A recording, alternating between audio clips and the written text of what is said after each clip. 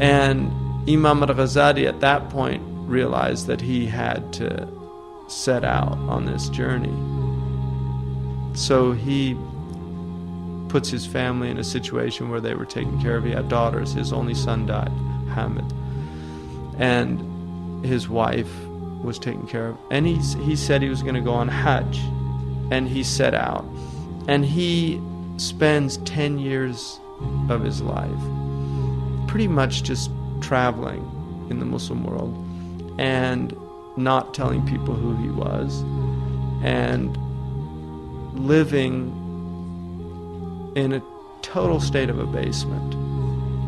His livelihood was done by copying books out. He used to copy books and sell them. And he actually became a janitor. He became a janitor at the Umayyad Mosque in Damascus.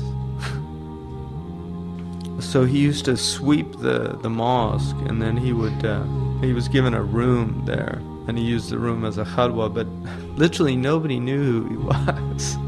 They were teaching his books in the mosque. And he actually mentioned, he came upon places where they were teaching his book. He was once in a madrasa, and one of the teachers was saying, well, like the great Sheikh Abu Hamid Al Ghazali said, and he said he had to leave because he feared the ujab coming into his heart. Just really amazing person. For 10 years, that's what he did. There's actually, at one point, there was a group of ulama sitting, and this man came up and he asked a question, and Imam Al Ghazali was literally sweeping nearby, and he heard this man ask this question, and none of the ulama could answer. So Imam Al Ghazali saw this man, and he was worried that he wasn't getting the guidance that he needed. So he went up to the man and he told him, the answer to your question is this.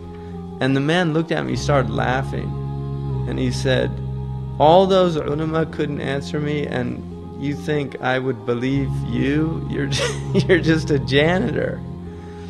And somebody from the thing called him over, and he said, well, what are you going on about? And he said that the answer to the question was such and such. And all these men were amazed at that. And he said he had to leave. He left at that point again, because he just didn't want anybody to know who he was. And that was his state.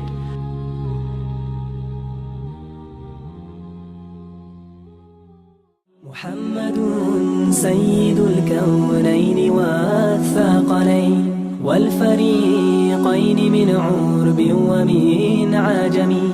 محمد سيد الكونين والثقلين والفريقين من عرب ومن